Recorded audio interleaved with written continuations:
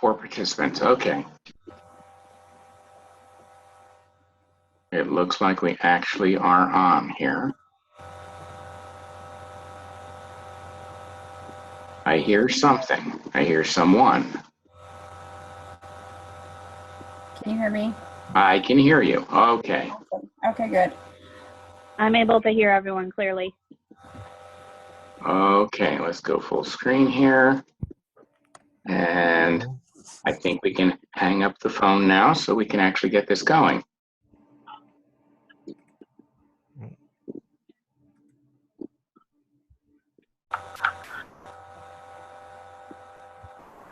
Okay, you may want to. Okay, Zach, I see your chat there. Are you guys able to hear me okay? Yep, hear you fine. Okay. Okay, you may want to sign out and try signing in again. Me? No. I'm talking on the phone. Oh, I'm sorry. Okay, let's see here. Ryan says he's having trouble. He can't find the session. Oh. Okay, Okay. I'm in. There I'm we in. I'm go. hanging up the phone now, Professor Spiegel. Okay, bye-bye.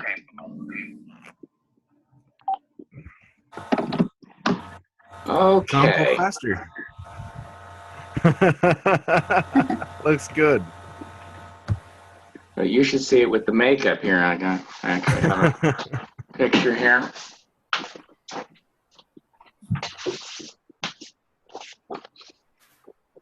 Oh my. Very nice.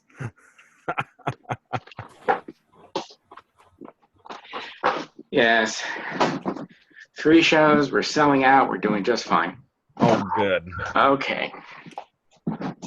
So we'll start the recording on this one on a better note because I started the session, which apparently the system thought that I was in a different room altogether.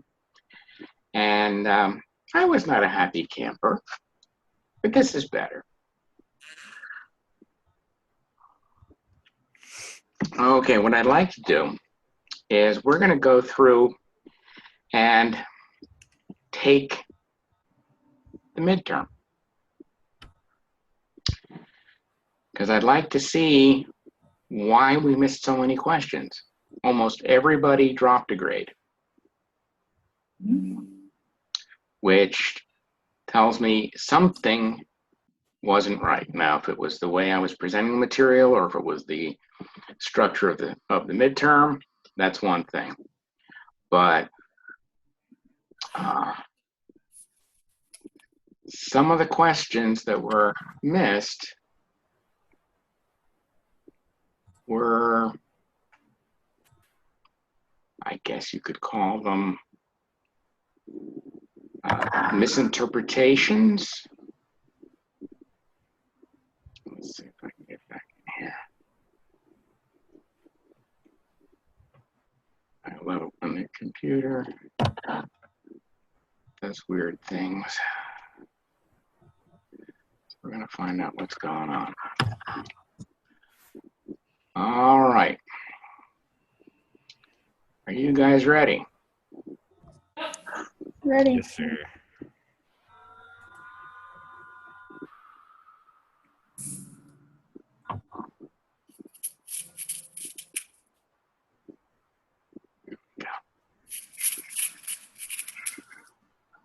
All right, we're going to go in here to share screen.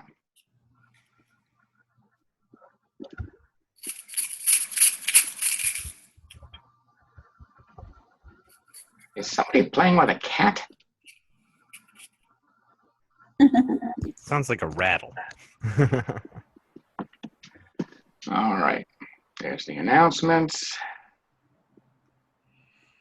Lessons.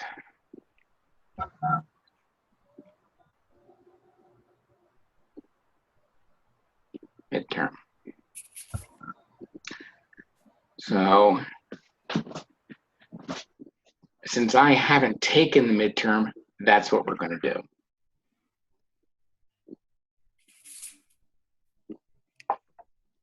Oh, I forgot my own password.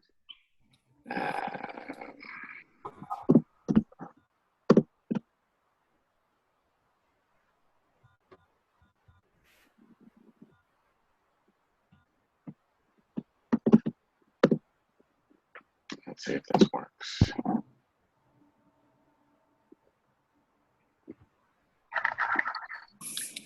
All right.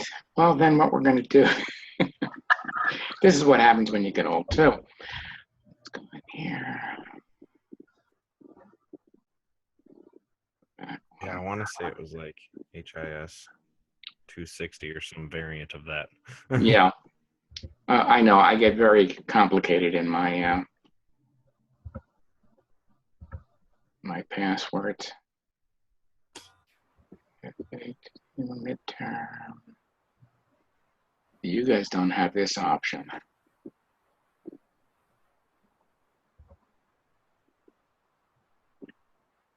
Ah, there we go. 260 mid.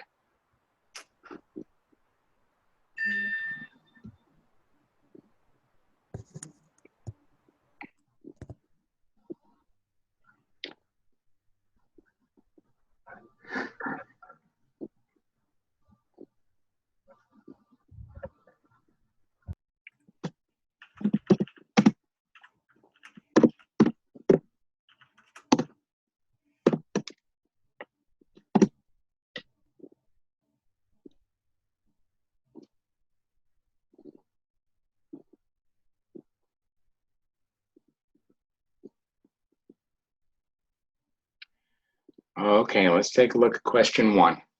True.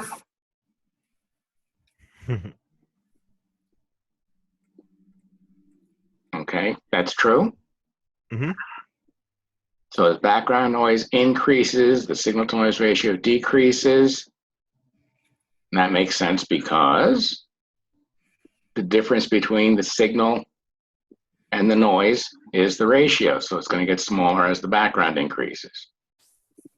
Makes sense. When speaking to hard of hearing people, it's best to slow down rather than get louder. True. Also true. Why is that? More time to process what's been said. Right. Also, if they have any high frequency component, it helps to separate the words because hearing the consonants is part of the reason that we can separate the words and a hearing impaired person can't because they run together. So slowing down gives more separation. It's okay. Question 3. It's easy to lip read the letters K and G. Ouch. Let's see who's calling now. Excuse me one moment. This is Dr. Siegel.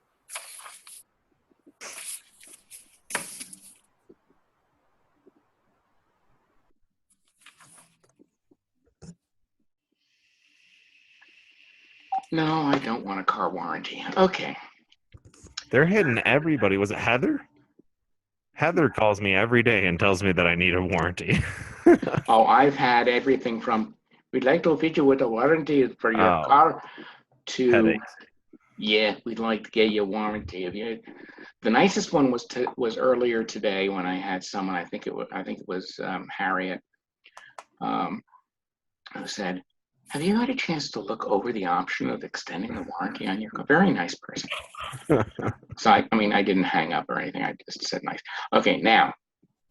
That's false. Mm-hmm.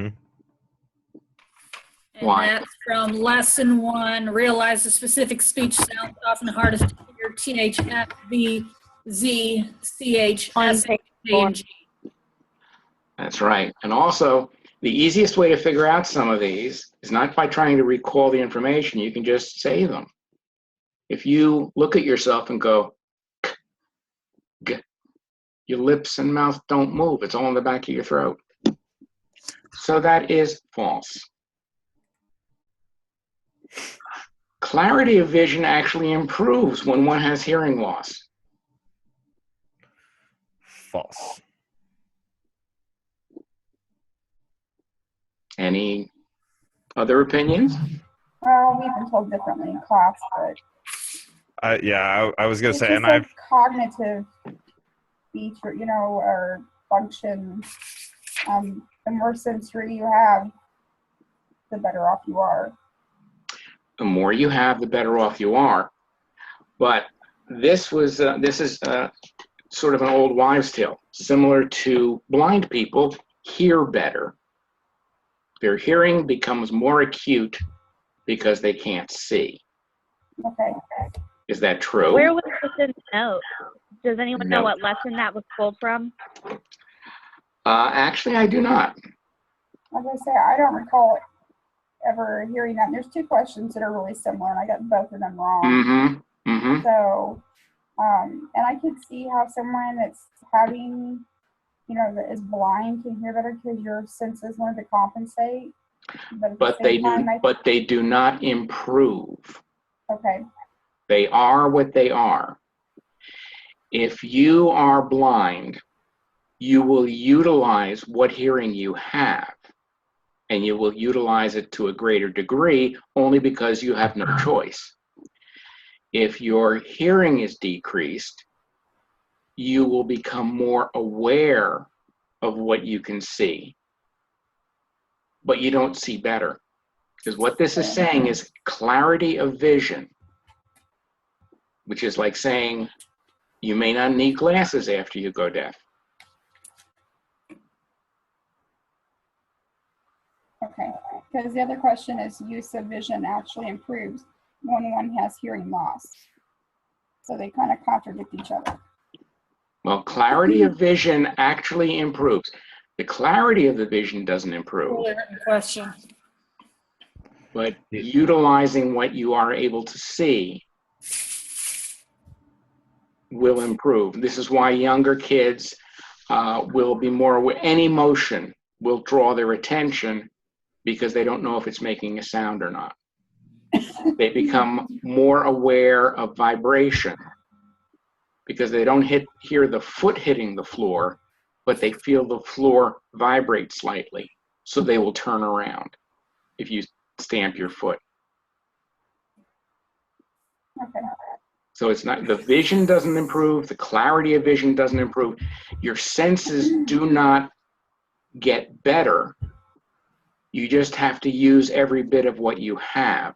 So it's utilization of the data you have. You don't get more data. Okay. What chapter did this come from, or do you recall where it came from? I Because it will wasn't I will something go that- back and find that, but but this is part of it. This is, so that is false because your physiology does not get better. Okay. I know we took physiology way back when, but I haven't seen this to study for, so I was wondering. Okay. All right. Deaf and hard of hearing people can generally lip read about half of spoken speech. False. I see where it talks about this in the notes on lesson 1. Mm-hmm. And if you go to page, let's see here.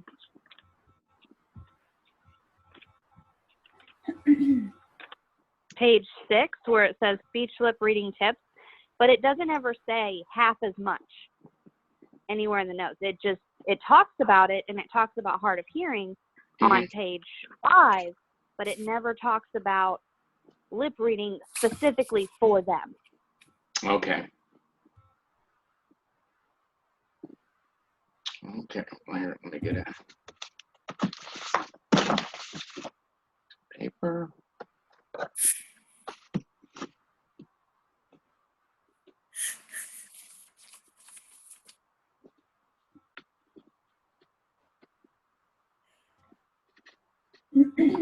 Got it.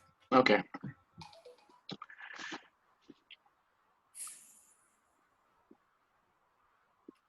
The international sign for hearing loss is a blue-colored ear.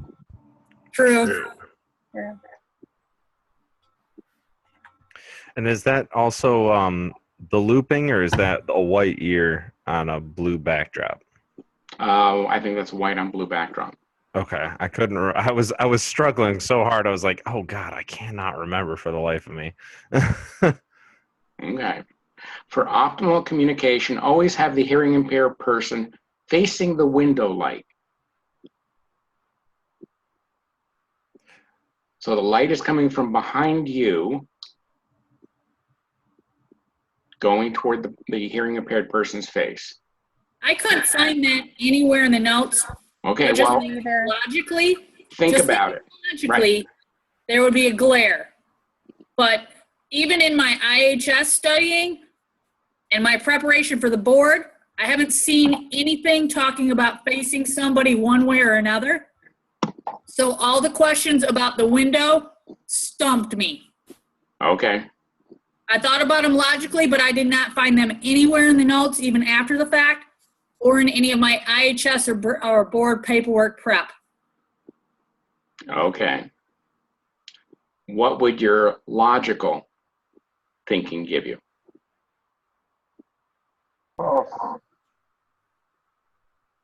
I know you want you want the room well lit so that they can better see your lips, to read your lips. Mm-hmm. But facing the window, it depends on if the sun is shining into the window. Right. So it's a very subjective question because Exactly. of glare. Okay. Yeah, we had no clue on this one. I mean, I think everybody's stumped because we've all Yeah, no one whenever recalls anything about lighting. Yeah, when I found one that everybody got wrong, I usually gave credit for it because that was, to me, an indication that you had no idea. Nobody had any idea.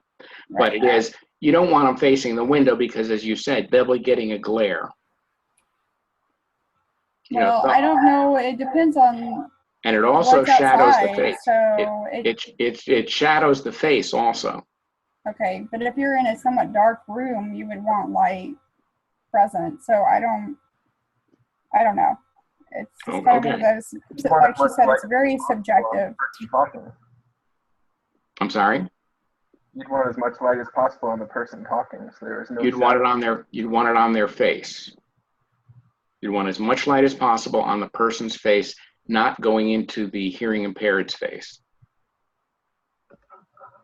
Okay, I can see where I'm marking down these as we're going through them. So we'll see if I make any changes on the midterm scores. Okay, number 8. False. Any other comments? No, I got false. That's what I had. Okay. Oh, you guys are looking at your tests. Okay.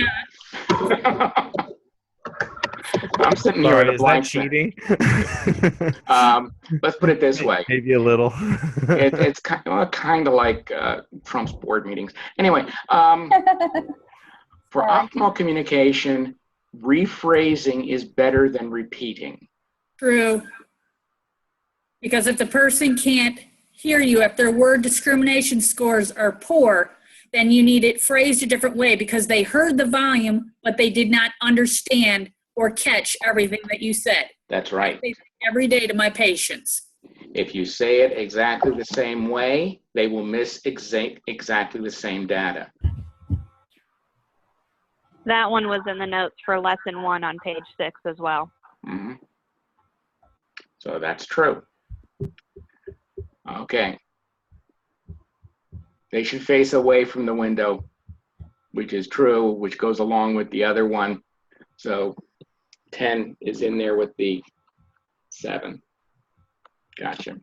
All right.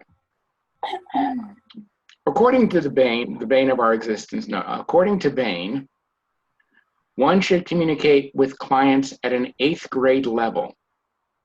That's in Bain's. This one is in I'm sorry? lesson 1, page 3. This one's in lesson 1, page 3. Okay. Okay, so that is true. Yep. Now, the only problem you would have here is if you were working with the president, because all of his speeches have been rated by the language and linguistic people as 6th grade. But we won't go into that. We'll avoid politics today. FM systems are an alerting type of assistive listening device. False. Why is that false? Because mostly because when I think of alerting ones, I think of your vibrating pillows or your extra loud alarm clocks or any of those things. The FM system is, great for a classroom where it's amplifying the main speaker or, or a big concert hall or something like that, where it's amplifying one person to a bunch of people. Or Right. one. So it's good to improve signal to noise ratio and give direct transmission, but it is not an alerting device. Hearing instrument specialists have always promoted binaural fittings, while ENTs have historically opposed them. True. Is that true?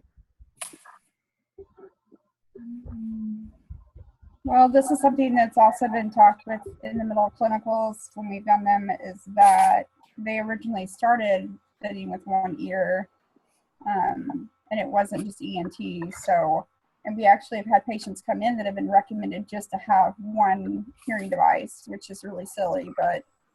Well, and I think that doesn't it also have to do sort of with, you know, ENTs typically are looking at specific medical issues that may only be related to one ear, not necessarily opposing, but for the people that they're seeing, it makes the most sense to fit one side instead of both, where like we see noise exposure, which occurs in both ears, typically. I was gonna say not always, but typically. Okay. And Yes, But I saying think, always is a very strong word.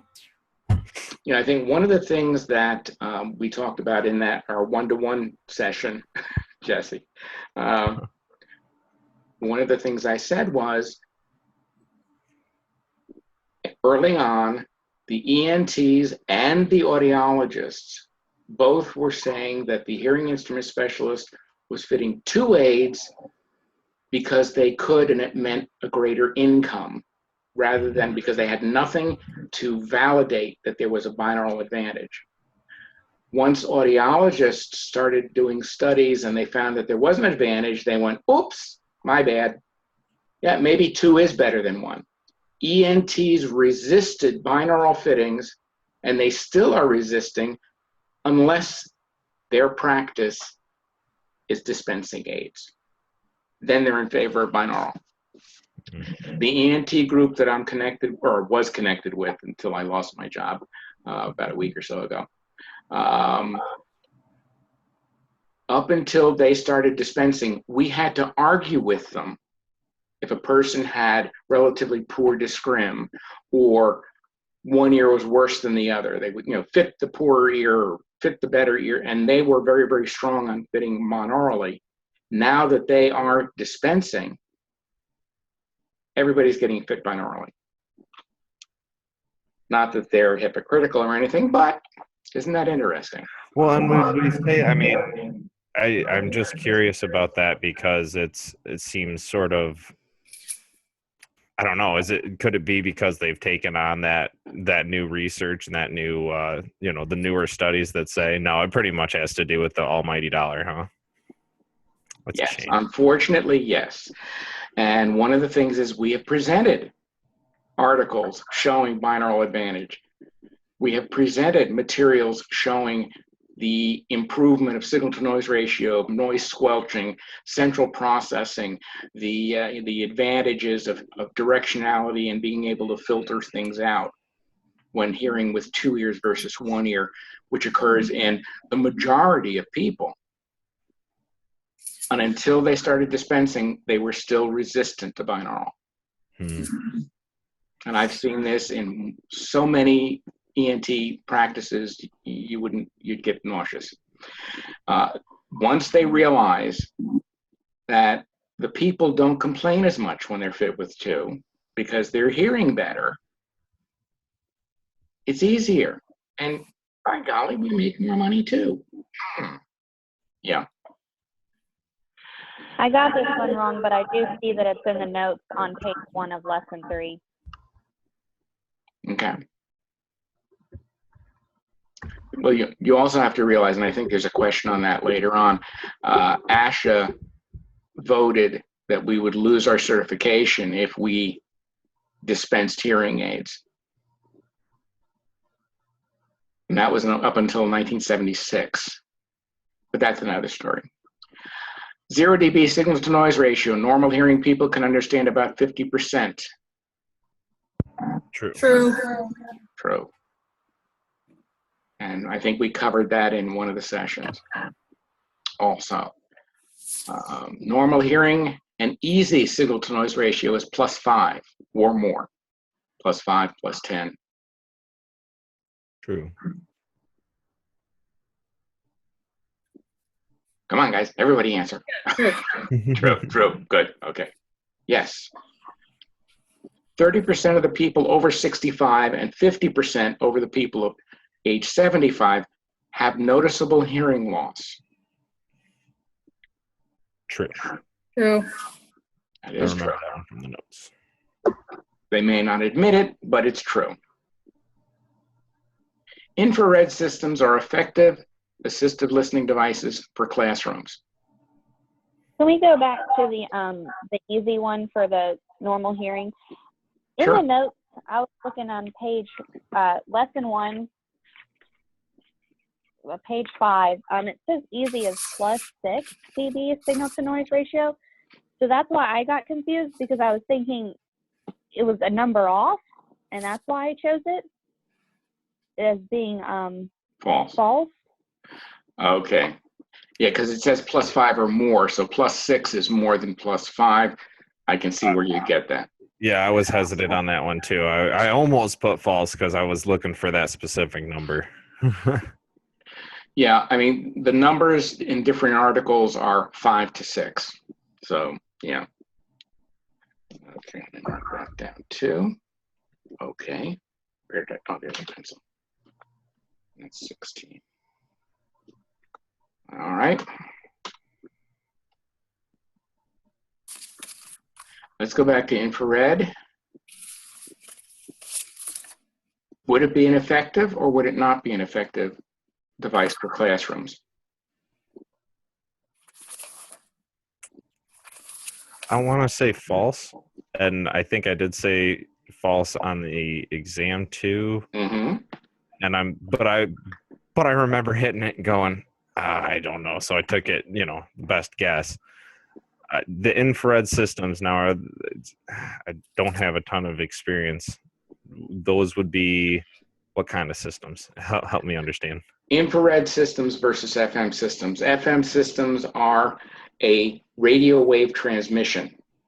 Infrared is a non-visible light transmission. Okay, so line of Therefore, sight. if the kid turns around or they have the receptor here and they do that on the desk, they block the signal.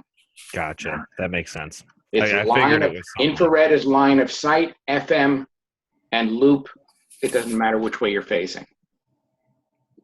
Yeah, I didn't really know what an infrared system would do and how it worked. No, I didn't read anything about an infrared in the notes. I didn't Okay. either.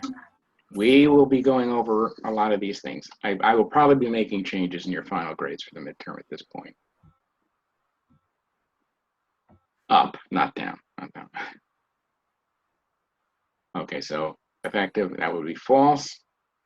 Carbon-based hearing aids appeared in the 1940s. True.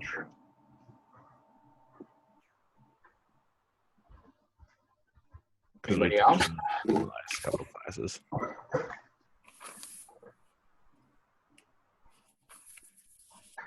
I got it wrong, but I know we've had that in other classes. I just didn't remember. Yeah, okay. Right. I don't recall seeing it in the notes, though. I couldn't remember either.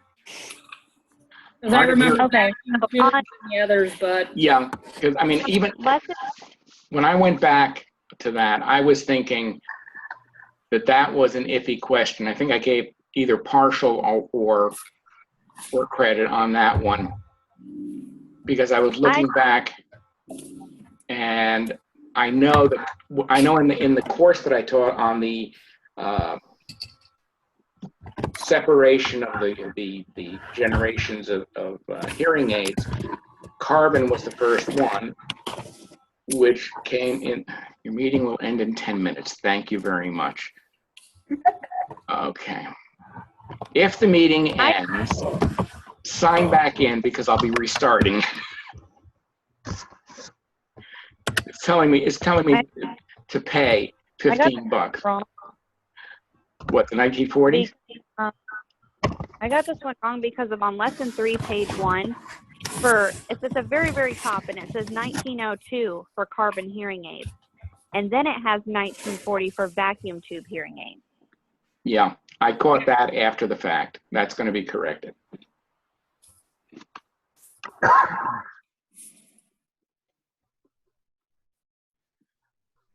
Okay. See that? You can't trust these Canadians. Anyway, hard of hearing population includes those who are capital D deaf. False. True. Ah, we've got an argument here. Oh, false. Sorry. That's Sorry, false. Phil. Sorry. That's right, because they are not in the hard of hearing population. Yeah, it's that it's that big D, that culture type Right. of thing, right? Yep. Yeah, it's in lesson 1. Okay, 1 in 10 people have hearing loss. True. True. Now, how did you come to that conclusion? The notes. We That's always what's say most it's commonly said. 10% of the population, hmm which is 1 in 1 10. in 10. Very good. Okay, I had an argument with somebody the other day about that. Little d deaf refers to those with little or no hearing who speak to communicate. True. True. Yeah, little or no residual hearing. On page 5 of lesson 1. Uh-huh. Little or no hearing, but they use speech. Not ingrained in that big D deaf culture. Where they sign. hmm Okay. Capital D refers to those with little or no hearing that use ASL to communicate. True. True. True. Very good. Spousal attendance is of minor and secondary importance when considering hearing aids. False. False. Big false. Person you spend the most time with, right? Ideally. And usually the one where the guys come in and go, my wife's making me come in to, usual vision actually improves when one has hearing loss. I selected true on that. So did I. Just because of the Oticon conference that talked about neuroplasticity and how the brain tends to use more of the frontal lobe for the lobe that focused more on vision after the hearing loss had occurred and went untreated. But going back to the one where we were talking about, where the vision gets better. What was that question? 5, I think it was. One of those first 5 there. Oh, here we go. 4. Clarity of vision actually improves when one has hearing loss. The main thing that Oticon is referring to is with the brain plasticity, you are going to utilize more of the information that's coming in. But the vision, the amount of information coming in does not increase. Okay. That's why for the one with clarity, I put that it wouldn't improve. But for the use, I figured because they would actually be relying more on that sense, so that they actually would use it more, and that's why I chose. I was True. in that same field of thought. Okay. More focus on lip reading and more focus on where I'm going to Okay. place myself to optimize my visual cues. I'll have my list is getting longer here on questions with questions. Central presbycusis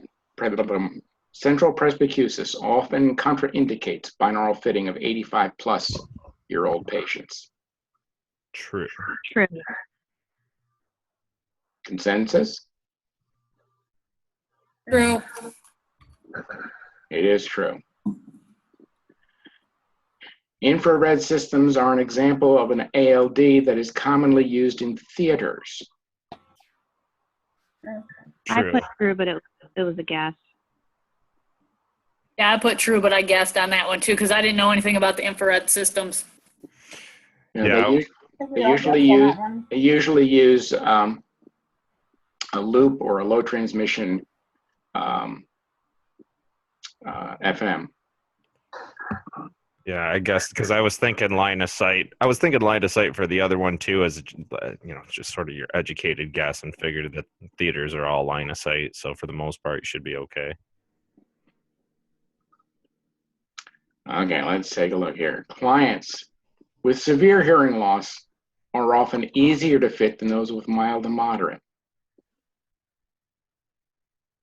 I What put would your- also last time, which ended up being wrong.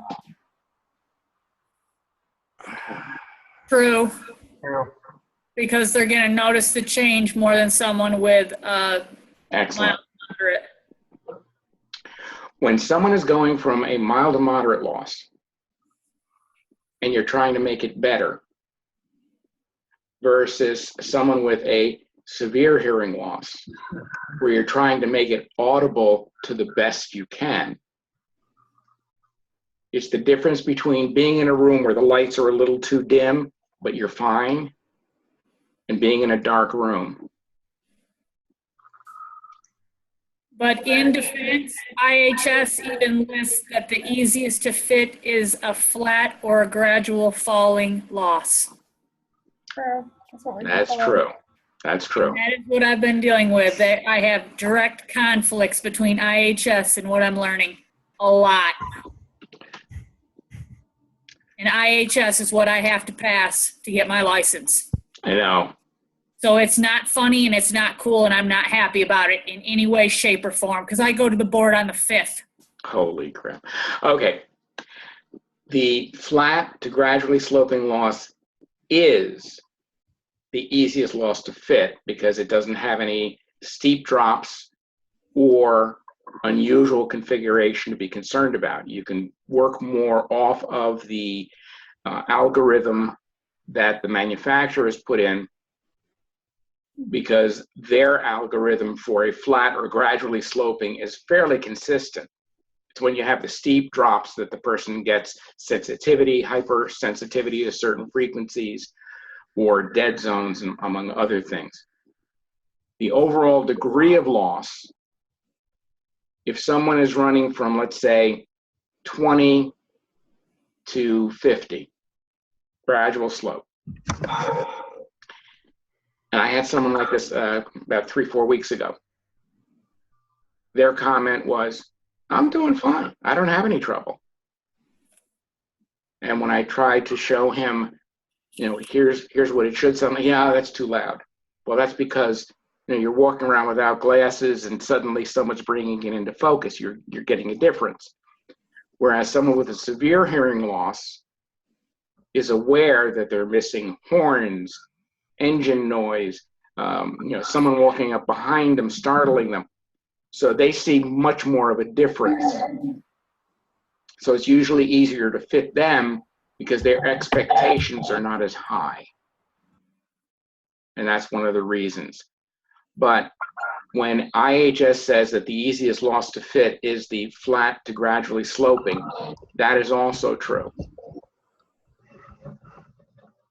So if it was sloping from, let's say, 40 to 70, they would notice much more of an improvement when you fit them than if it was from that 20 to 40 or 20 to 50. You see the difference there? So they kind of work together. I think that the IHS is a little bit less, what would be a good way of looking at it? It's becoming the standard, though. So reality. I mean, reality. It's becoming the standard. Kansas just signed on where they're taking the IHS now. Yeah, the IHS